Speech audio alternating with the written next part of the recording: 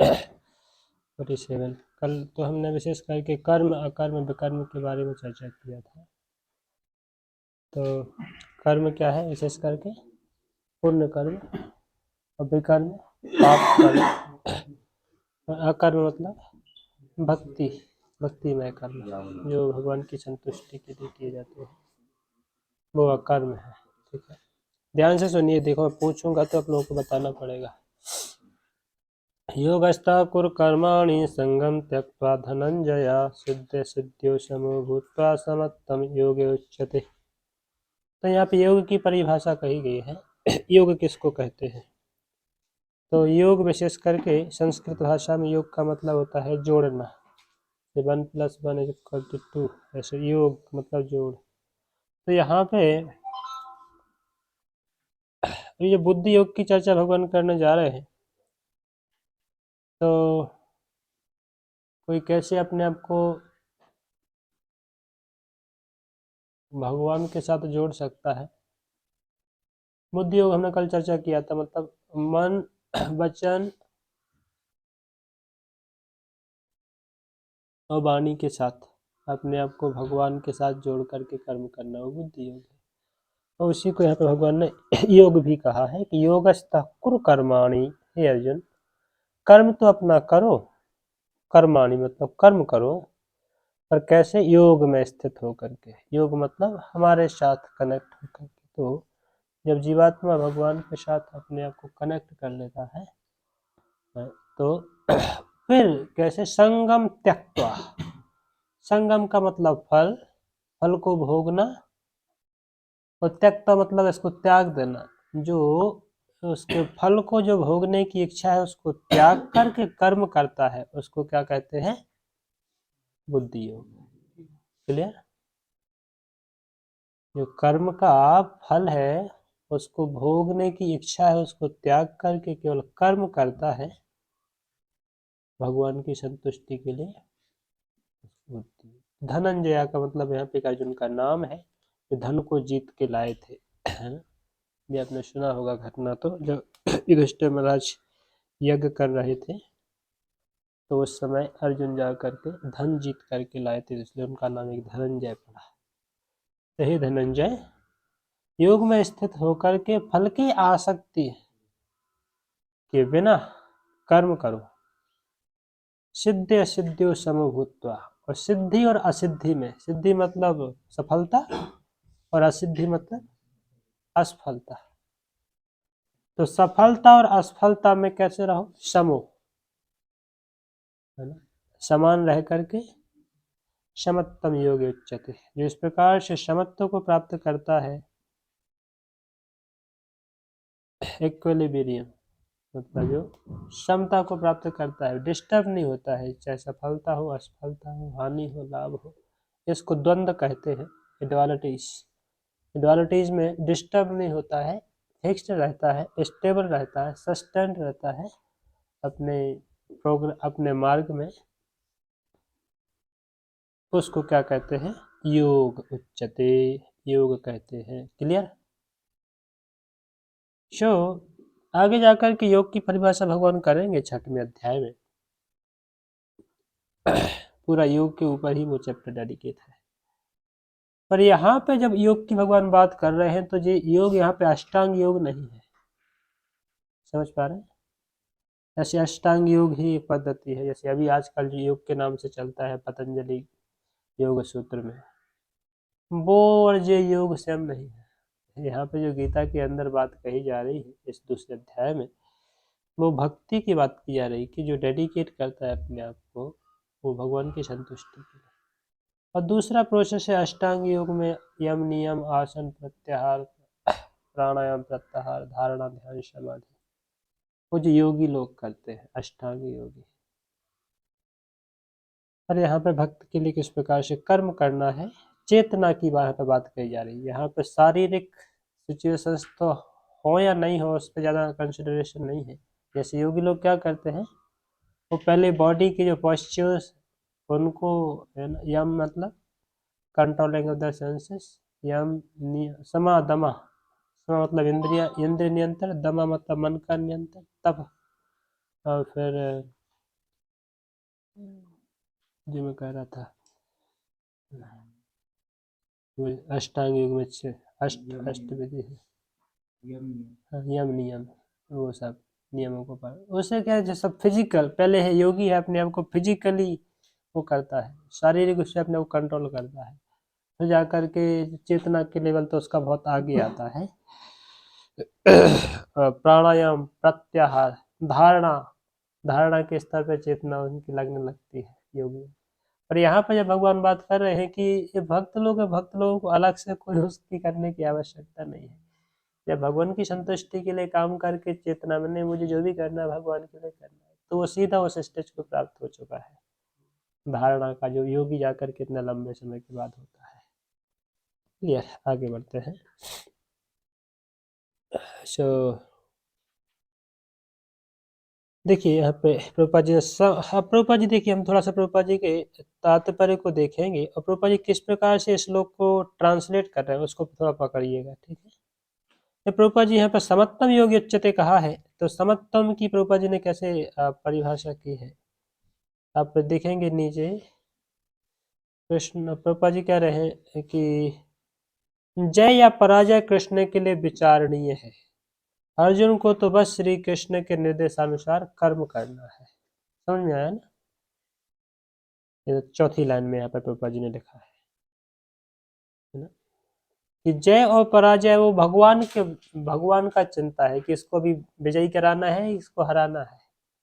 अर्जुन को क्या करना है, भगवान की इच्छा के अनुसार कर्म करना है। कल हमको स्वप्निल प्रभु ऐसे प्रश्न पूछ रहे थे, प्रभु जी ऐसे कभी कभी ये बहुत समझ में नहीं आता है लाइफ में कि हम क्या कर रहे हैं, वो हम कर्म कर रहे हैं कि विकर्म कर रहे हैं, तो ऐसी स्थिति बहुत बंधने का चांस रहता है। तो कैसे समझे कि हम जो उसका, कई बार हमें लगता है कि ये ठीक नहीं है, तो इसको कैसे समझे हम कि कर्म क्या कर्म है कि विकर्म है क्या है। ऐसे देखिए सिंपल है, यदि भक्ति योग में हम जब आते हैं तो भक्ति योग का मतलब हम कृष्ण के साथ तो डायरेक्ट हमारा संबंध नहीं है, हम बनाने का प्रयास कर रहे हैं, पर ऑफकोर्स गुरु और वैष्णव के चरणों में और उनके साथ हमारा अवश्य संबंध है। तो जहाँ तक बात है कि जय और विजय जो भी है, यदि कोई भक्त है गुरु के निर्देशन में, केवल गुरु की इच्छा को पूर्ण करने के लिए, गुरु को संतुष्ट करने के लिए उनके निर्देशानुसार वो केवल कर्म करता जाए विदाउट एनी कंसिडरेशन कि इससे जय होगी कि पराजय होगी, तो वही बुद्धि योग है। सिंपल है। अब उसमें हानि भी होगी तो भी गुरु के अकाउंट में जाएगी, लाभ भी होगा तो भी उनके अकाउंट में जाएगा। हम क्या है, जस्ट केवल एक इंस्ट्रूमेंट है ना? हम केवल एक यंत्र बन करके, जैसे कोई कुल्हाड़ी है, वो उसको पेड़ को काटती है तो कुल्हाड़ी को कोई दंड नहीं देता है, दंड किसको देता है, पीछे व्यक्ति को। तो इंस्ट्रूमेंट बन करके यदि हम काम करेंगे तो हम किसी भी स्थिति में फंसेंगे नहीं, हम कर्म करेंगे पर फंसेंगे नहीं, क्योंकि पीछे हमारे और कोई हमें चला रहा है। सो प्रभुपाद जी ने फिर आगे कहा है कि कृष्ण के निर्देश का पालन ही वास्तविक योग है और इसका अभ्यास कृष्ण भावनामृत नामक विधि द्वारा किया जाता है। एकमात्र कृष्ण भावनामृत के माध्यम से ही स्वामित्व भाव का परित्याग किया जा सकता है। हाँ, और इसके लिए उसे कृष्ण का दास या उनके दासों का दास बनना होता है। प्रभुपाद जी ने उसको वैसे ही ट्रांसलेट कर दिया है कि दासों का दास मतलब हम किसी भक्त के निर्देशन में रह करके वो क्या चाहते हैं, वो कैसे चाहते हैं उसको करें। सिंपल है, कृष्ण भावना में एकदम सिंपल है। तो उससे क्या हो जाए, स्वामित्व का भाव चला जाएगा। स्वामित्व, अभी कैसे स्वामित्व का और प्रोप्राइटरशिप का भाव आता कैसे है, क्योंकि हम जब इंडिपेंडेंटली कुछ करते हैं तो we are independent person, we think हम इतना कर सकते हैं, हम इतना सोच सकते हैं, ये तो स्वाभाविक रहता है। जब हमने किया तो फिर अपना स्वामित्व रहता है कि मैंने किया। और जो व्यक्ति है वो केवल चैनलाइज तरीके से काम कर रहा है, जितना उसको बताया जा रहा है केवल उतना कर रहा है, तो उसको करने कभी आ ही नहीं पाएगा, क्योंकि उसने अपने इच्छा से कुछ किया ही नहीं है। जो भी उसको जैसे जैसे निर्देश मिलता गया वो वैसे वैसे करता गया, तो स्वामित्व नहीं आता है वहाँ पे। इसलिए ईगो, फॉल्स ईगो, प्राइड नहीं आ पाएंगे। तो इसलिए इस विधि को यहाँ पे कहा है। फिर आगे दूरेण ह्यवरं कर्म बुद्धि योगात् धनंजय बुद्धियो शरणमे अनिवीक्षः कृपणा फल हेतव। कृपणा, कृपणा किसको कहते हैं? कृपण कहते हैं ऐसे व्यक्ति को जो कंजूस है, कंजूस को कृपण कहते हैं। कंजूस मतलब आपको याद हो यदि जो यहाँ पे जो कृपणा फल शब्द आ रहा है, जो हमने एक बार और भी पिछले श्लोक में एक बार चर्चा किया है 2.7 में, याद है? जब भगवान को अर्जुन ने कहा था कि शिष्यस्ते हम साधि माम तम प्रपन्न, उसमें जो कृपण शब्द आया था, याद है? क्या था श्लोक, कैसे था?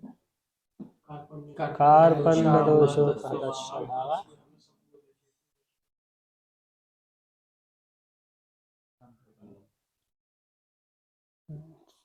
कार्पण्य, कार्पण्य मतलब कृपणता है, पहले ही शब्द वहां पर लिया गया है।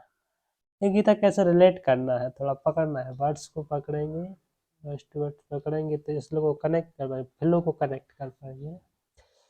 तो वो जो वहां पे अर्जुन ने अपने को कृपण शब्द कहा था, उस शब्द का उत्तर भगवान यहाँ पे कृपण का नाम लेते हुए कह रहे हैं। उस शब्द का प्रश्न का उत्तर यहाँ पे दे रहे हैं एक दृष्टि से। कैचअप कर पा रहे हैं? जो अर्जुन ने वहां पे अपने आप को जब कंजूस कहा, तो कोई व्यक्ति कैसे कंजूस या फिर कृपणता की भावना से ऊपर उठ करके उदार बन सकता है, उस शब्द का भगवान यहाँ पे उत्तर देने जा रहे हैं। और अर्जुन ने वहां पे जो कि शरणागत किया था अपने आप को कृपण कहते हुए, इसलिए भगवान उसको उस शब्द का उत्तर देने जा रहे हैं। इससे शिक्षा क्या मिलती है? यदि हम अपने आप को गुरु और वैष्णव के चरणों में तो दूरेण ही वरम कर्म बुद्धि योगात् धनंजय, नहीं धनंजय, बुद्धि योग में स्थित हो जाओ। और जो अवरम कर्म है, अवरम मतलब इस संसार में चाहे पुण्य कर्म है चाहे पाप कर्म है, दोनों को दूर से ही त्याग। इसलिए भक्त है, एक भक्त ना तो पुण्य कर्मों की ओर अट्रैक्ट होता है और नहीं पाप कर्मों की ओर अट्रैक्ट होता है, उसके लिए वो दोनों न्यूट्रलाइज हो जाता है। यहाँ पे संसार में लोग पुण्य कर्म के लिए कितना नहीं कर रहे हैं, करोड़ों करोड़ रुपए खर्च कर रहे हैं, हॉस्पिटल बनाना, ये करना वो करना, के लिए पुण्य कर्म मतलब बहुत बड़ा वस्तु है। और भक्त जब देखता है क्या सब बच्चों के खेल खिलौने में लगे, इसलिए दोनों को त्याग दो। क्या करो? बुद्धं शरण अन्विष्य, ऐसी चेतना में, बोलो बुद्ध मतलब बुद्धि योग, उस चेतना में क्या करो? शरणम अन्वेक्षा, शरण लो। किसका शरण लो? भगवान का। जो पहले भगवान कह चुके योग स्थाकुर कर्माणि, तो योग में स्थित हो, मेरे लिए शरण लो भाई। यहाँ पे शरण मतलब और किसी की नहीं लेना, है ना? तो उद्धव शरण अन्वेक्ष, उसके लिए प्रयत्न करो, कृपणा फल हेतु। जहाँ पे जो कृपण लोग हैं, कृपण है वो फल की अभिलाषी होते हैं। जो सकाम कर्म करता है उसको रिजल्ट पाने के, रिजल्ट भोगने के लिए अभिलाषी होते हैं। उसी प्रकार से अर्जुन, तुम बुद्धि योग में स्थित होकर के फल को त्यागने की इच्छा करो, या फल को त्याग करके मेरी शरण ग्रहण करो। क्लियर हो? जो बुद्धि योग में जो स्थित होगा वही भगवान की शरण ग्रहण कर पाएगा। इसलिए भगवान ने पहले ही बुद्धि योग को स्थापित कर दिया। बुद्धि मतलब चेतना का स्तर। यदि आप अर्जुन चेतना के हिसाब से मुझे आप शरणागत करोगे तो ही आप कर्म के, सकाम कर्म है और सकाम कर्म का जो फल है उससे अपने आप को मुक्त कर। नहीं तो संसार में जीव है, ये कर्म कर तो तुरंत उसका फल चाहते हैं, मिलेगा क्या? इससे मैं कर रहा हूँ, इससे कुछ मिलेगा क्या? तो ये आशा है सबको। कोई चाहे इवन देवताओं की पूजा कर रहे हैं, देवताओं के लिए यज्ञ कर रहे हैं, इतने बड़े बड़े क्या नहीं चल रहे हैं, पर वो सब क्या है? सकाम कर्म। इवन कोई विष्णु की पूजा कर रहा है, विष्णु के लिए भी यज्ञ कर रहा है, पर उसकी उसमें फल की इच्छा है। तो कराते हैं ना, बड़े बड़े यज्ञ कराते हैं, बोला हमारा पुत्र प्राप्ति हो उसके लिए हम यज्ञ करा रहे हैं, पुत्र कामेष्टि यज्ञ होते हैं। ऐसे धन को विजय प्राप्त करने के लिए तो लोग हैं ऐसे बड़े बड़े, अब देखते हैं गांव में भी लोग कराते हैं और बड़े बड़े स्तर पर होते हैं। पर उसमें क्या फल की आशा है, तो बुद्धि योग नहीं है, वो क्या है, कृपणता, मतलब इसका काम कर देती है। तो इसलिए आगे फिर कहेंगे अभी। अब प्रभुपाद जी ऐसे कह रहे हैं, जो व्यक्ति भगवान के दास के रूप में अपने स्वरूप को समझ लेता है, वह कृष्ण भावनामृत में स्थित रहने के अतिरिक्त सारे कर्मों को छोड़ देता है। पर सबके पास गीता है ना, हमारी शकल की तरफ मत देखिए, गीता की तरफ देखिए, प्रभुपाद जी के पापड़ को अच्छी तरह से पकड़ना है। तो प्रभुपाद जी ने किस शब्द की व्याख्या की है इस लाइन में, कोई कह सकते हैं? जो कृष्ण के दास के रूप में आपको समझ लेता है और कृष्ण भावनामृत में स्थित रहने के अतिरिक्त सारे कर्मों को छोड़ देता है। जीव के लिए ऐसी भक्ति कर्म का सही मार्ग है,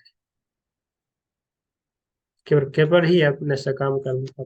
तो प्रभुपाद जी यहाँ पे कह रहे हैं, कृष्ण भावनामृत में स्थित रहने के अतिरिक्त जो क्या है, शरण अनुवीक्षा, पकड़ पाए, शरण, मेरी शरण में आ जाओ। प्रभुपाद जी ने उसको कहा, कृष्ण भावनामृत में स्थित हो जाओ और क्या करो, और सारे कर्मों को छोड़ देता है क्या, फल है दवा, कृपड़ा फल है दवा। ऐसे यहाँ पे मूर्ख लोग हैं, सब फल के पीछे भाग रहे हैं। वहीं पे जो भक्त है, जो कृष्ण भावना में स्थित है, बुद्धि योग में स्थित है, वहीं पे सब जो सकाम कर्म के फल को छोड़ कर भगवान की संतुष्टि के लिए कर्म करता है। क्लियर? पापा जी ने आगे बताया कि तभी आप जाकर के जन्म मृत्यु के चक्र से बाहर निकलोगे, है क्योंकि इससे कर्ता जन्म मृत्यु के चक्र में लगातार फंसता रहता है। वही मतलब जो कल चर्चा कर रहे थे ना, पुण्य कर्म, या फिर यहाँ पे जो सकाम कर्म कहा जाए, तो सकाम कर्म पुण्य कर्म एक ही चीज है। यहाँ पे जन्म मृत्यु के चक्र से बाहर नहीं निकल पाता है, ऐसा रहता है असल में। कभी इसकी आकांक्षा नहीं करनी चाहिए कि मैं कर्म का कारण बनूं, है ना, आई एम द डूअर, है ना। यदि ऐसा विचार आ रहा है कि अब द डूअर, मैंने किया, मैं कर सकता हूँ, तुरंत फंसोगे, प्रकृति देख ही रही है, तुम सोचो, बस यहाँ से सोचो, जैसा सोचा तुरंत इमीडिएट रिएक्शन आते हैं। प्रकृति के तीन गुण दूर नहीं है, वो यहाँ पे ही बैठे हैं। कैसा आप सोच रहे हैं उसी प्रकार से बाउंड करेंगे। यदि आप ऐसा सोच रहे हैं कि अब नथिंग, कृष्णा एवरीथिंग, देन प्रकृति के तीन गुण है, आपको कैचअप नहीं करेंगे दूर से। आपने जैसे ही ऐसा सोचा, थोड़ा सा उसका अभिलाषा किया कि मैंने किया, इसका फल मुझे, तो फिर बस तुरंत बस हो गया। तो इससे एक प्रश्न उठता है कि क्या भक्त क्या रिजल्ट ओरिएंटेड नहीं होते? भक्त लोग रिजल्ट रिजल्ट ओरिएंटेड होना चाहिए कि नहीं होना चाहिए, तो फल की आशा करनी चाहिए कि नहीं करनी चाहिए? अब लोग भाई तो फिर बेकार ही हो गया, हम तो इतना सब कुछ अगर कर रहे हैं तो फिर कैसे होगा?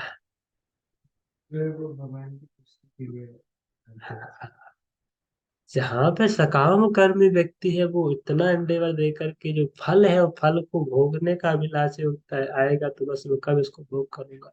पर भक्त भी फल की आकांक्षा करता है, जैसे फल आता है उसको कैसे बेस्ट करके कृष्ण को अर्पण कर पाऊँ। समझ रहे हैं ना? ऐसे मैं अभी इच्छा करूँ कि यहाँ पे जो 10 बच्चे बैठे हैं, उन लोग को बहुत अच्छा करके बस, तो जे लोग मेरे शिष्य बन जाएंगे, फिर मैं अच्छी तरह से मजा करूंगा जीवन का, बस होगा। तो क्या होगा, जस्ट मैं प्रैक्टिकल बात कर रहा हूँ, तो क्या मैं फंस जाऊंगा तो। और यदि मेरा यही चेतना है कि जिन लोग, इन लोगों को इतने अच्छी तरह से ट्रेनिंग कर देना है, लोग इतने अच्छी तरह से ट्रेन करना है, इतना ब्यूटीफुल डिवोटी बनाना है, शुद्ध चेतना में ला करके, शुद्ध भक्ति के स्तर पर ला करके कृष्ण के चरणों में अर्पण करके कृष्ण की सेवा के लिए लगाना है। That's the free from all clear ना? एक माता पिता है, अपने बच्चे को जन्म देते हैं, किसी उनका चेतना है नहीं, बच्चा को जन्म, मेरी सेवा तक कौन करेगा, मुझे बुढ़ापे में देखभाल कौन करेगा, ऐसा सोच रहा है, तो उसे बन गया उस तरह। तो उसका चेतना जी है नहीं, मुझे एक ऐसे बच्चे को जन्म देना है जो कृष्ण का पूर्ण रूप से सेवा करे, कृष्ण के लिए डेडिकेट करके, कृष्ण के लिए पूरे संसार में, मतलब कृष्ण की संतुष्टि के लिए वो अपना जीवन। तो ऐसे माता पिता उस बच्चे को जन्म देते ही से मुक्त हो जाएंगे। चेतना का अंतर, कर्म वही है, रिजल्ट ओरिएंटेड है, और केवल चेतना को इस तरफ से इस तरफ डाइवर्ट है।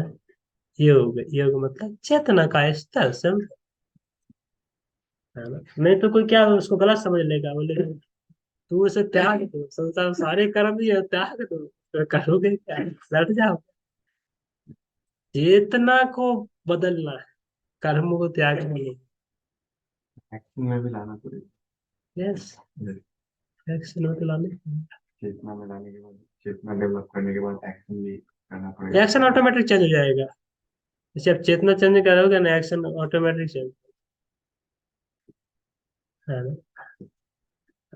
वही है ना, ऐसे आप अभी खाना बना रहे हो, पर अपना खाना बनाते समय आपकी चेतना आगे नहीं पहुंची, ने बताया था कि यार अपने लिए नहीं बना, कृष्ण के लिए बना, जैसे ये बेचारा यार तुरंत जा करके आप जो उसमें प्याज लहसुन डालने वाले थे या कुछ तो आप प्लस माइनस करने वाले थे, आप नहीं करते, प्लस माइनस नहीं करते भाई, शुद्ध तरीके से।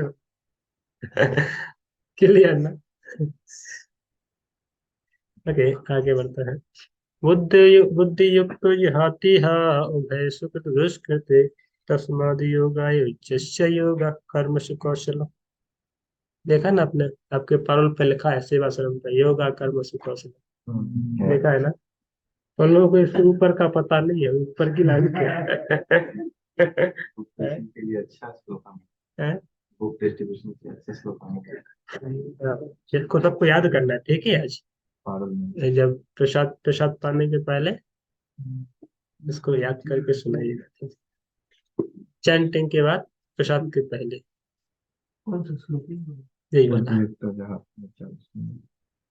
अभी मैं इसको एक्सप्लेन करता हूँ तो आप अच्छी तरह से सुनिए, अभी हाल याद हो जाएगा आपको। इस श्लोक को याद करने का तरीका है, इसके शब्दों को तोड़ दो, शब्दों का अर्थ पकड़ लो, बस इस श्लोक याद हो गया।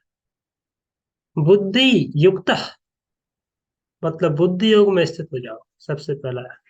बुद्धि योग मतलब चेतना के उस स्तर पे आकर के, जहात इहा, जहात मतलब यह मतलब इस संसार में, और जहाती मतलब मुक्त कर दो, अपने आप मुक्त हो जाओ। इस प्रकार की चेतना से, इस प्रकार की चेतना में स्थित होकर के, किस प्रकार की बुद्धि योग की चेतना में, और इस संसार में दोनों को, उभय मतलब दोनों को, दोनों क्या, वो दोनों सुकृता दुष्कृता। देखिए यहाँ पे दोनों चीज शब्द कहे गए, सुकृत मतलब पुण्य कर्म, और दुष्कृत मतलब पाप कर्म। आपके पास भगवद गीता कहाँ है, गीता है तो क्या देख रहे हो, कैसे आपको श्लोक याद होगा, कैसे आपको हैं? नहीं दिन आपको नहीं पढ़ने की इच्छा है तो फिर जाके रेस्ट करिए ऊपर। स्टडी चल रहा है, गीता पढ़ाने के लिए आप बैठे हैं, गीता पढ़, आपके पास गीता तो होना चाहिए ना, कैसे आप श्लोक का देखेंगे, क्या चर्चा हो रही है, कैसे आपको पता चलेगा।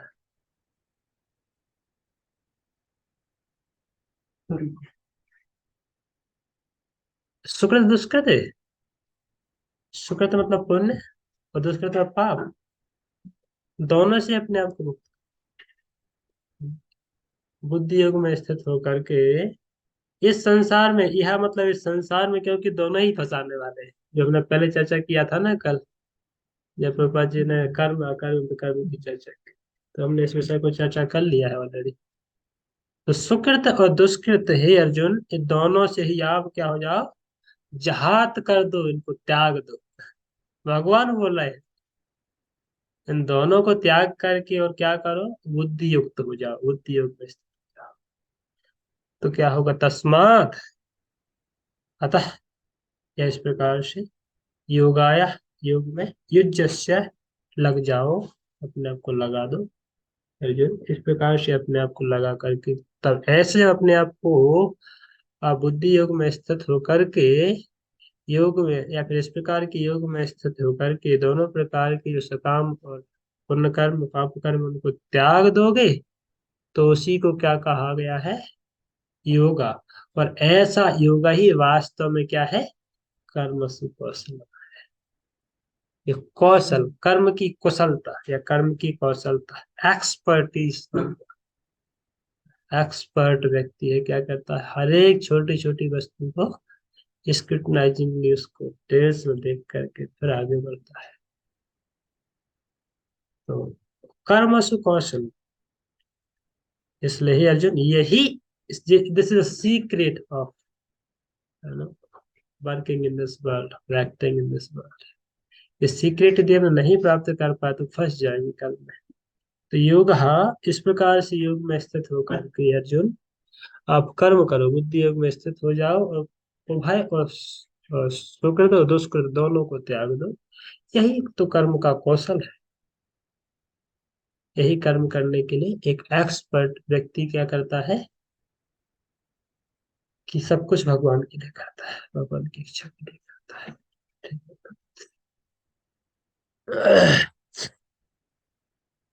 ये प्रभुपाद जी कह रहे हैं कि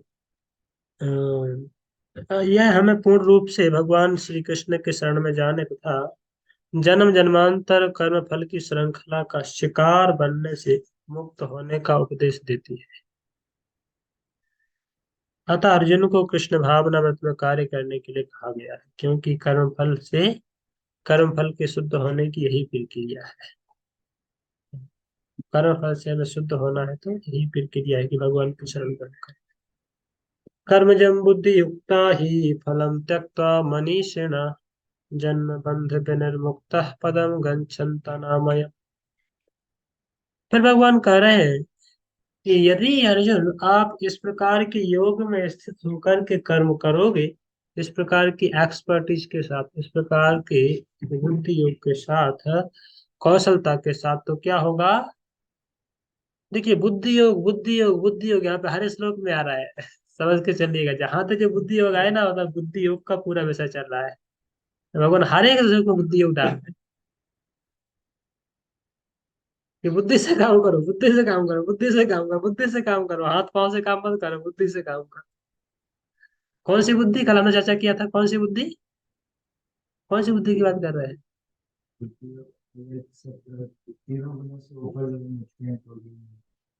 पर हमने एक और इसमें शब्द कल चर्चा किया था, कौन सी बुद्धि? हमारी बुद्धि क्या? तो वो तो कर्म है, कौशलता पूर्वक। वो बुद्धि मतलब भगवान ने बोला था मैं वो बुद्धि प्रदान करता हूँ, वो बुद्धि मैं देता हूँ। ब्राह्मी बुद्धि है। वो वाली बुद्धि पर आएगी कैसे? भगवान ने इसलिए क्या कहा था? शरण अनभिक्षा, मेरे शरण में तो आओ, तब तो मैं तुमको बुद्धि दूंगा। जब मैं तुमको बुद्धि दूंगा तो ऑटोमेटिक उस बुद्धि से काम करोगे भाई। क्लियर ना?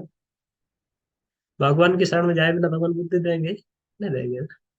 इसलिए पहले भगवान ने कहा था कि मेरी शरण में आओ, और तब मैं बुद्धि योग दूंगा। और जैसे भगवान को बुद्धि योग देंगे तो क्या होगा, फिर आप समझ पाओगे। तेषां सततयुक्तानां भजतां प्रीतिपूर्वकं सदा विमुक्ति योगम तत् हम 7.22 शायद देखो। वो तो याद है, अभी एक और बोला। कौन था? हाँ, यही तो बोला मैंने, सदा विमुक्ति योगम। वो तो सर्वधर्मान् परित्यज्य, मेरी शरण में आओ तो मैं तुम्हें बुद्धि दूंगा, इसका कोई पर्टिकुलर नहीं। इसके पहले तो भगवान ने कहा ना शरण अनभिक्षा। इसके पहले तो कहा ना कि शरण अनभिक्षा, मेरे शरण में आओ सही। योगस्ता कुरु कर्माणि संयम, उसके बाद बालाजी आया था।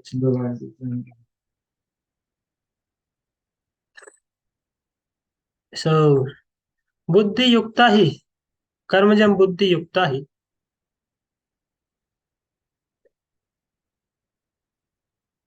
रूपा जी ने कर्मजम यहाँ सकाम कर्मों का कारण कहा है, सकाम कर्मों का। तो अर्जुन, ये व्यक्ति बुद्धि योग में स्थित है, वो क्या करता है? फलम त्यागता, फल को त्याग देता है। वो क्या है? मनीषिणा, वो मनीषी लोग है ना। मनीषी लोग मतलब जो शुद्ध हो चुके हैं, ऑलमोस्ट शुद्ध हो चुके हैं, ऐसे मनीषिणा है जो मनीषी लोग हैं। वो क्या करते हैं? बुद्धि योग में स्थित होकर के फल की इच्छा से, या जिस कर्म में फल प्राप्त होने वाला उस कर्म से दूर हो जाते हैं, ऐसे कर्म नहीं करते हैं, है ना। जन्म बंध विनिर्मुक्ता, तब आप क्या हो गए आओगे? जन्म और बंध के चक्कर से मुक्त हो जाओगे। जन्म बंध, जन्म मृत्यु जरा व्याधि का जो चक्र है उससे क्या हो जाओगे? मुक्त हो जाओगे। और क्या? पदम गच्छन्त अनामय, और ऐसे पद को प्राप्त करो जो अनामय पद है। अनामय पद मतलब आध्यात्मिक जगत को प्राप्त हो जाओ, मेरे धाम को। यहाँ पे नाम है द्रुपद जी ने कहा बिना कष्ट का एक ऐसा स्थान जहाँ पे अर्जुन बिना कष्ट के, संसार में तो कष्ट ही कष्ट है ना, जन्म मृत्यु। बिल्कुल। हाँ वैकुंठ बिना है ना, कष्ट का जहाँ पे कोई कुंठा नहीं। कोई कुंठा नहीं है। तो भगवान कहे कि इस प्रकार से आप मेरे धाम को प्राप्त हो जाओगे, या फिर एक ऐसी जगत में चले जाओगे जहाँ पर कोई समस्या नहीं है। पदम गच्छन्ति अनाथ। यहाँ पे अनाम शब्द से हम वैकुंठ शब्द का है। कुछ कुछ आचार्य ने, कुछ कुछ भक्तों ने ऐसे उसको कहा है, टीका भी किया है। और प्रभुपाद जी ने यहाँ पे क्या लिखा है, प्रभुपाद जी ने अनाम से क्या व्याख्या की, बिना कष्ट के, बिना मुक्त। और भी आगे क्लियर हो जाएगा जी। अभी आएगा वो भी। और चौथे चौथे अध्याय में भी एक बार एक जगह नहीं आता है, छोटे या चौथे अध्याय में।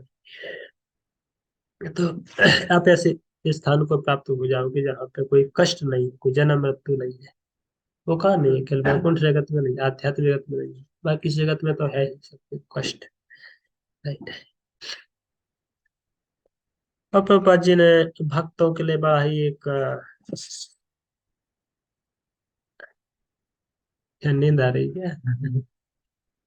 प्रभुपाद जी कह रहे हैं कि भौतिक जगत से भी कोई परे चला जाता है, मुक्त जीवों का संबंध उस स्थान से होता है जहाँ कोई भौतिक कष्ट नहीं होते। प्रभुपाद जी इसको समझा रहे हैं, अनामय शब्द को अपनी व्याख्या में समझा रहे हैं। एक ऐसा स्थान जहाँ पे कोई कष्ट नहीं होता है, तो उसकी परिभाषा भागवत से प्रभुपाद जी ने श्लोक कोट किया है, समासता ये पद पल्लवम महत पदम पुण्य सो मुरारे भगवान बुद्धि पदम पदम पदम पदम पदम। ये समासता ये पद पल्लवम, पल्लवम मतलब ये जगत है, ये भौतिक जगत जो सागर के जैसा है। तो यदि कोई सम आश्रता भगवान के चरण कमलों का आश्रय ले लेता है, तो वो जो है, जो प्लवम है, जो जगत है, भौतिक जगत जन्म मृत्यु का सागर है, इस स्थान से क्या है, यत पुण्य यशो मुरारी महत पदम, उनके चरण कमलों का आश्रय लेकर के मुरारी, कौन है, मुरारी कृष्ण, मुरारी भगवान का एक नाम कैसे पड़ा, उन्होंने एक मुर नामक असुर को वध किया, इसलिए उनका नाम मुरारी पड़ा। मुरारे, यदि कोई पुण्य यश, भगवान का एक नाम। कृष्ण प्रभु जी, धन्यवाद प्रणाम प्रभु जी, आपकी आवाज नहीं आ रही है। आवाज अभी आ रही है? बहुत कम प्रभु जी। अच्छा, पता नहीं, आप पास में लगे, ठीक है। पता नहीं मतलब क्यों नहीं आ रही है। अभी थोड़ा बस एक दो मिनट और करेंगे, खत्म समाप्त होने ही वाला है। सो पुण्य यशो मुरारे, भगवान का एक नाम क्या है, पुण्य यश, या फिर उत्तम श्लोक। ऐसे अलग अलग भगवान के भागवत में शब्द प्रयोग किए गए हैं, जिनके यश है पुण्यशाली, जिनकी कीर्ति है पुण्यशाली। जो कोई इनकी कीर्ति सुनना है तो वो भी पुण्यवान बन जाता है। वो भी भगवान का दूसरा नाम है उत्तम श्लोक, जिन भगवान का गुणगान उत्तम श्लोकों के द्वारा किया जाता है। उत्तम चरित्र, ऐसे कई सारे शब्द उपयोग किए गए भागवत में भगवान के लिए। So, भवाम्बुधि, भव अम्बुधि, उसके लिए जो भाव सागर जो है ना, पूरा का पूरा भाव सागर क्या हो जाता है, परम पदम, पदम पदम ये तो एकदम भव भव वत्स मतलब होता है बछड़ा। तो उसके लिए जो संसार है, गाय का जो छोटा सा बछड़ा होता है ना, बछड़े का जो छोटा सा खुर होता है ना, और खुर में जो वो गाय का बछड़ा चलता है तो जमीन में धंसता है, तो उसमें कितना पानी बनता है। हम्म। बोले पूरा संसार जो भयंकर बड़ा सागर है, ये सागर उसके लिए बछड़े के खुर के जितना हो जाता है। तो भक्त ऐसा आसानी से उसको क्रॉस करके आगे चला, जहां पे संसार में लोग उस भाव सागर में कूद कूद करके कोई निकलने की संभावना नहीं है, मरे जा रहे, डूब रहे हैं उसी में। वहीं पर जिसने भगवान की शरण ली है, समाश्रिता कर दिया है, भगवान को शरणागत कर दिया है, उसके लिए संसार क्या हो जाता है, गाय के बछड़े, गाय के खुर के भी नहीं बताया बोले, बछड़े का खुर, बछड़े के खुर के बराबर हो जाता है। तो भक्त इजीली क्रॉस, छोटा बच्चा भी क्रॉस कर सकता है। है ना। तो वो ऐसे वो पद पल्लवम पल्लवम, भगवान के जो पद है, भगवान के चरण कमल को यहाँ से नौका से तुलना किया गया है। पल्लवम मतलब नौका। तो भगवान के चरण कमल का आश्रय है वो क्या है, एक नौका के जैसे। तो भगवान के चरण कमल रूपी नौका का जो आश्रय इसने लिया है, वो भगवान पुण्य यश है जिनके मुरारी। वो व्यक्ति को जो पूरा भौतिक जगत, भौतिक सागर है, गाय के बछड़ी के खुर के इतना हो जाता है। और पदम पदम विपदा आपका पेशा। नहीं तो इस संसार में क्या है, पग पग पर समस्या है। पग पग पर विपत्तियां है, विपदाएं हैं। तो बाबा जी ने इसको बड़ा ही अच्छा यहाँ पे किया है। परम पदम अर्थात वह स्थान जहाँ भौतिक कष्ट नहीं होती, या कि वैकुंठ। वह स्थान नहीं जहाँ जहाँ जहाँ पर पद पद पर संकट। तो ये संसार क्या है, पग पग पर समस्या वाला स्थान। और वो संसार क्या है, अनामय। ठीक है। तो बस ऐसे व्याख्या कर रहे हैं। ठीक। तो यहाँ तक ही रहे, एक श्लोक और चर्चा करें, पूरा 7:30 कंप्लीट कर दें। जी किसी को कॉलेज निकलना है तो आप भोग देखो, कल से क्या किया करो, 7:05 के लगभग भोग लगा दिया करो, इसका भी सेवा होता है ना। तो यदि किसी का कॉलेज है, जाना है 7 साढ़े 7, तो आसाम से यहाँ पे बैठ करके सुन भी सकता है। एक दो लोग ही होंगे, वो सुन भी सकता है, खा भी सकता है, पिता के समय पे चलेंगे कॉलेज। भाई किसी का नहीं है तो फिर उसे बदमाशी करने की भी आवश्यकता नहीं है कि खा पी के जाके ऊपर बैठ जाए। So we have to very cautious. यदा ते मोहे कलिलं बुद्धिमतितरस्यति, तदा गन्तासि निर्वेदं श्रोतव्यस्य श्रुतस्य। अब भगवान ने यहाँ पे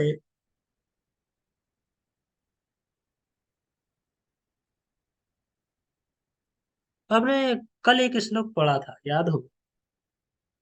वहाँ पे भगवान बोले थे, तरगुण विषयावेदा नैस्तर गुण्यो भवार्जुन, निर्द्वंद्व नित्य सत्तस्त निर्योग क्षेम आत्मा। ऐसा बोला था। यहाँ पे भगवान कर रहे हैं मोह कलिलम। कलिलम मतलब घना जंगल।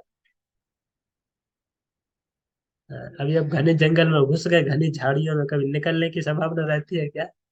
अब कभी जंगल गए हो तो आपको पता हो, नहीं तो पता ही नहीं चलेगा। घना जंगल की झाड़ियों में घुस जाते हैं, कपड़े पकड़ लेते हैं, निकल नहीं पाते। हम लोग लकड़ी काटने जाते थे हमारे पिताजी बहन जी के साथ, हम बहुत तो सब बच्चे ही थे, 15 साल के ही नीचे थे। पापा जाते थे जंगल में और लकड़ी काटने के लिए।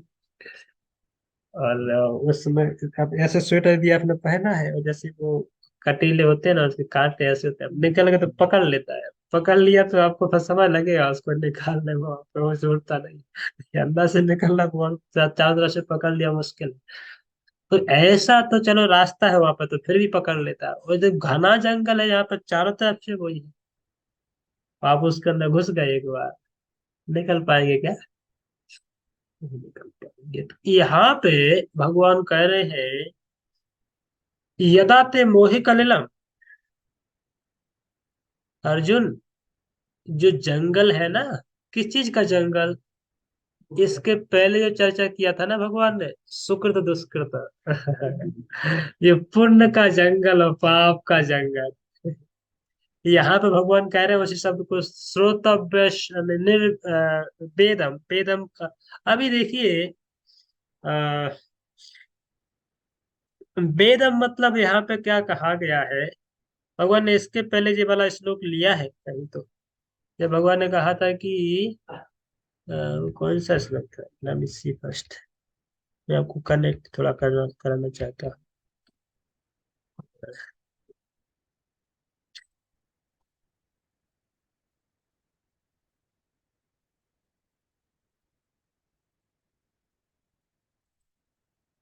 यहाँ में माम पुष्पिताम बाचा। अभी हमारा एक्चुअली इसमें जो डिस्कशन नहीं हुआ ना, हमने पीछे छोड़ दिया ना हमारा लंबे समय, तो इसलिए आप लोग कनेक्ट नहीं कर पाए। तो देखिए 2.42 43 देखिए, यहाँ से कनेक्ट करना है इस श्लोक को। 42 43, यदि आप लोगों को याद है जो हमने पढ़ाया था। कई लोग कहाँ देख रहे हैं? कहाँ देख रहे हो? वहां पे देख रहे हो ना, आपकी किताब में नहीं है, राइट? क्या बोला, बोलो हमने, क्या बोला अभी? हाँ, क्या बोला, बोलिए। ये बोलो। क्यों बोला हमने जो श्लोक निकाले वो क्यों बोला? इससे रिलेट कर रहा है किससे? जो अभी श्लोक चल रहा कौन सा? है 50 51।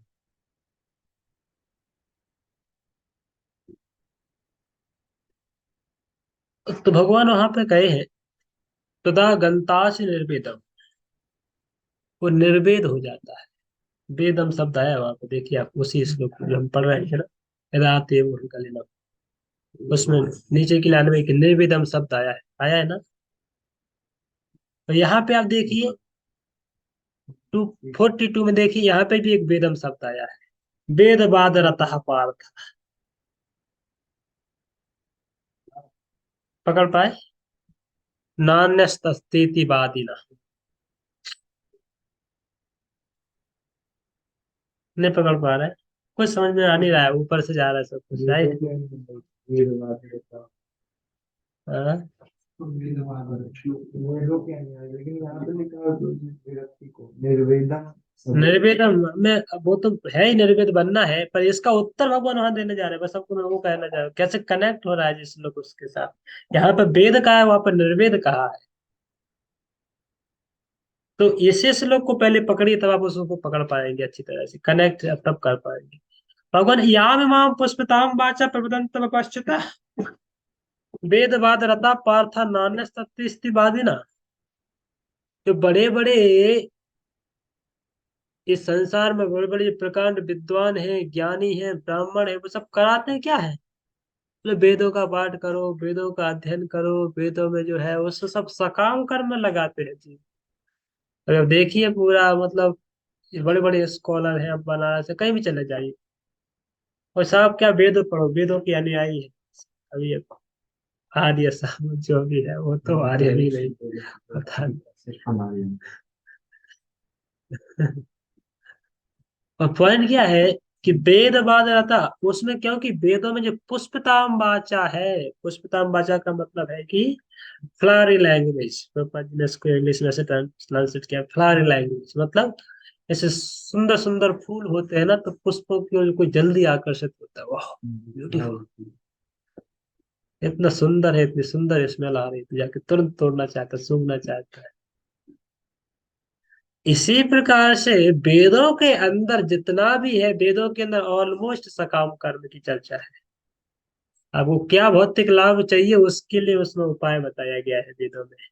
और जैसे ही एक सकाम कर्मी व्यक्ति, एक फल का आकांक्षी व्यक्ति वेदों को सुनता, वेदों को पढ़ता, वाह ऐसा मिल जाएगा, चल करो जे यज्ञ करो, करो जे करो, जे करो।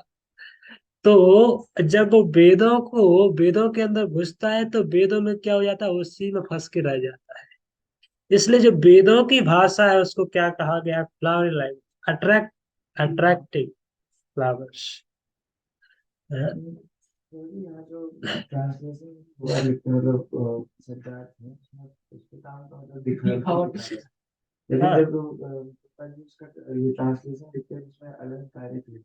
वही होता है, वही तो होता है, लेकिन मतलब एज इट इज नहीं लिखते हैं। मतलब शब्दार्थ वाला लैंग्वेज नहीं लिखते हैं उसको, लाइक दूसरा वहाँ पे शब्द होता क्या तो बोले? मतलब। यहाँ में क्या बोले आप? पुष्पता मतलब? हाँ, जैसे शब्दार्थ में दुबई में दिखावटी लिखा है, हाँ, और इसमें लिखा है कि कौन अलंकारिक शब्दों के प्रति अत्यधिक आसक्त हाँ रहता है। अलंकारिक मतलब वही ना, दिखावटी होता अट्रैक्टिंग है। और दिखावटी, वही अलंकार। इंग्लिश पढ़ेंगे तो आपको एक मिल जाएगा, ये हो सकता है हिंदी में ट्रांसलेशन करते समय इसको थोड़ा सा हो गया। पुष्पताम वाचक, क्योंकि यहाँ पे तो वेदों में सारी की सारी अलंकारमय भाषा है, सारी की सारी अट्रैक्टिंग में उसको वेदों को रचना रचना के, क्योंकि वेदों में शुद्ध भक्ति नहीं है, बहुत है तो बहुत संक्षिप्त रूप में, एकदम छिपी, कहीं नजर नहीं आती है। इसलिए व्यासदेव ने क्या किया, नारद मुनि ने क्या किया, भयंकर डांटा व्यासदेव को। या व्यासदेव ने चार वेदों को लिखा, उपनिषद पुराण ये सब लेके, तो नारद मुनि फिर वो डिस्पोंडेंट थे, अपने लाइफ में निराश थे, सब कुछ करने के पश्चात भी। व्यासदेव जैसे व्यक्ति, ये वेदों को पढ़ने के बाद, वेदों को लिखने के बाद, वेदों की संकलन करने के बाद सब वो भी निराश थे। तो हम पढ़ के कैसे वेदों को संतुष्टि प्राप्त कर सकते हैं? तो उसको लिखने वाला स्वयं उससे संतुष्ट नहीं हो पाया। तब आकर के नारद मुनि आए वहां पे, तब नारद मुनि को पूछा, नारद मुनि क्या हुआ? और नारद मुनि के शिष्य थे ना। तब नारद मुनि ने समझ गया कि तुम्हारी डिस्पोंडेंसी का कारण क्या है, कि तुमने साफ संसार में पहले से जीव उसकी तरफ अट्रैक्टेड है, भोग करने की तरफ अट्रैक्टेड, तुमने उनके लिए और एक वो दे दिया है मतलब परमिशन दे दिया, अब जाके दुकान खोल दी है। पहले शराब पीने की जो लोग इच्छा कर रहे थे, तुमने जाके शराब की दुकान ही खोल दी हमसे पियो। तो प्रभु जी, राजदेव में तो द्वापर में लिखा होगा ना इसका संकल्प, ये तो हम आप द्वापर के लास्ट में, हाँ, तो कलयुग के मतलब वेद स्टार्टिंग में। 5,000 से वेद भी 5,000 नहीं नहीं, वेद 5,000 से पुराना नहीं, राइटिंग फॉर्म हाँ में मतलब 5,000 मैं साल पुराना। कंपाइल। पहले वेद तो पहले से एग्जिस्ट करता है ना, वेद तो यूनिवर्स के क्रिएशन के स्टार्टिंग से ही भगवान ने दिया है। इसलिए भागवत का पहला ही श्लोक है ना, भगवान तेने ब्रह्म हृदय आदि कवि मुह्यन्ति सूर्या तेज बारी बदा यथा विनिमय तप्त सर्गो धामना स्वेन सुधा नदस्त कुहिकम सत्यम परम धीमहि। वो देखा, और तो ब्रह्मा जी, भगवान को देखा, भगवान ने ब्रह्मा जी के हृदय में ऊर्जा ट्रांसफर किया उस समय। उससे पहले मतलब कंपाइलेशन से पहले वेद सिर्फ श्रुति में ही था। श्रुति श्रुति था ना। ब्रह्मा जी को भगवान ने आखिरी सुनाया, ब्रह्मा जी ने नारद मुनि को सुनाया। और वो लोग ऐसे भूलने वाले तो है हमारे जैसे कि आज गीता पढ़ा दिया है, कल पूछो क्या पढ़ा था, नहीं पता।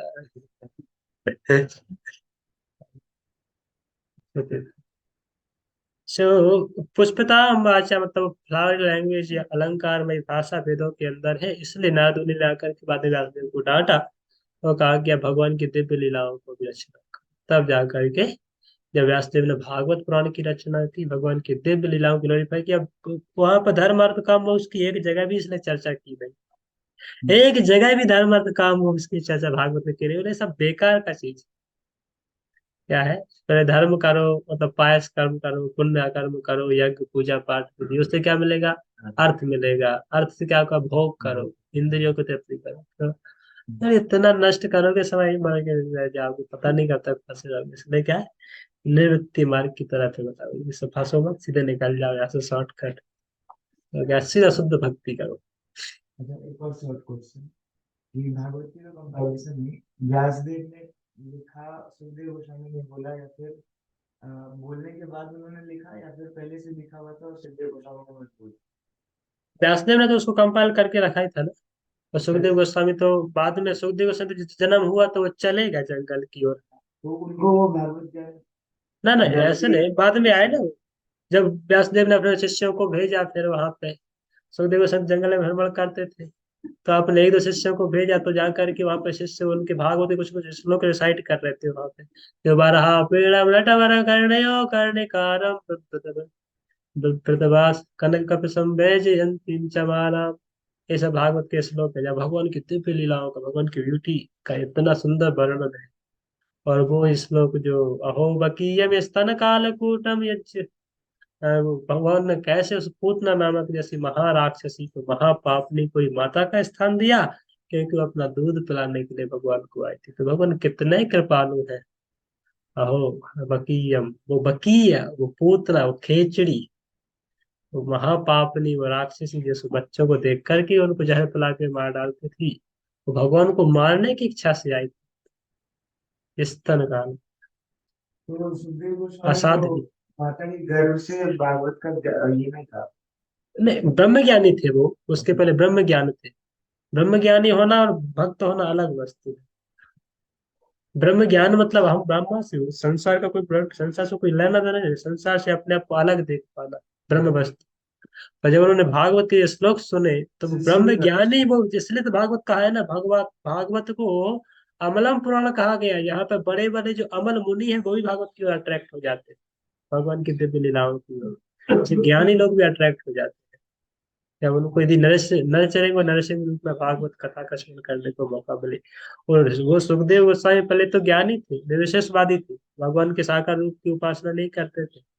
पर जैसे उन्होंने जैसे लोग सुने, उन्हें कौन है वो, अहो वही, स्तन काल फूट, वो फिर, वो फिर इदं प्रसाद ले गतिम तो अन्यम किम बा दयालु शरणम बुद्धि किम बा दयालु, कितना दयालु है। तो शरणम ब्रजे में अपने धाम में उसने माता का स्थान दिया। ये श्लोक सुने दो तीन भागवत के। सुखदेव गोस्वामी कौन हो भाई, तुम कहाँ से सब बोल रहे हो। ले आओ हमारे साथ, आपको चलना है हमारे गुरु के पास। लेके गए व्यास देव के पास, और बैठ करके भागवत, व्यास देव उनको फिर भागवत का अध्ययन जब अध्ययन करा, पूरा भागवत स्मरण कर लिया सुखदेव गोस्वामी, फिर चल पड़े जंगल, वापिस सुबह को जंगल। ओके, और फिर जब नैमिषारण्य में सब सेगल्स इकट्ठा हुए थे, तो वहाँ सुखदेव गोस्वामी अपने आप ही नहीं, चले वहां आए पे थे? नैमिषारण्य में थोड़ी सुखदेव गोस्वामी गए। नैमिषारण्य में कथा चल रही है, वो अलग चल रही है। सुखदेव गोस्वामी तो गंगा जी के किनारे गए, जहाँ पे राजा परीक्षित वहां पे बैठे थे।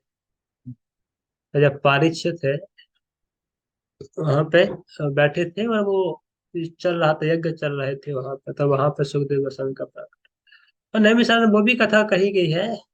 और बाद में उसी कथा को सूत गोस्वामी ने सुनाया, क्योंकि सूत गोस्वामी वहां पे बैठे थे नैमिषारण्य उस समय जब कथा चल रही थी। सुखदेव गोस्वामी जब परीक्षित को जब भागवत सुना रहे थे, उस समय सूत गोस्वामी वहां बैठे थे, जो सुखदेव गोस्वामी के शिष्य थे।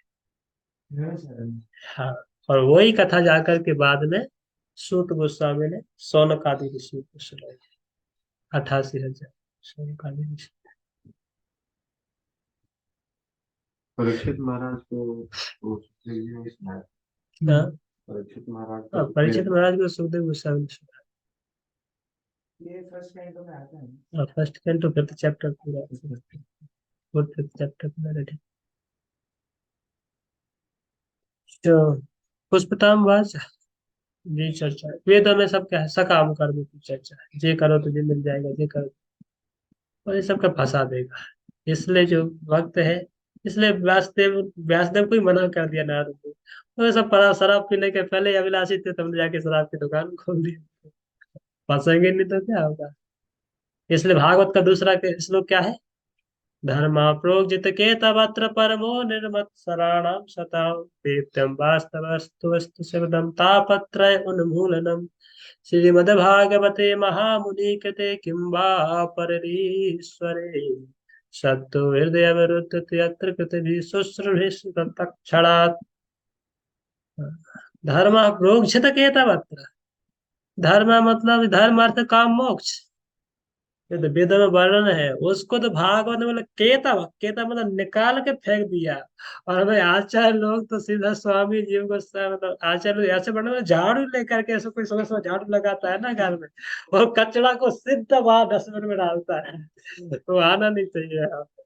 मैं भागवत के यहाँ पे तो सीधा झाड़ू लगा करके धर्म अर्थ काम मोक्ष को फेंका है, यहाँ पे रहना ही नहीं चाहिए। सीधा शुद्ध भक्ति, केवल और केवल प्योर भगवान की कृपा। तो भागवत इसलिए अमल पुराण कहा गया है, कोई मल नहीं। मल मतलब धर्म अर्थ का सकाम का मल है।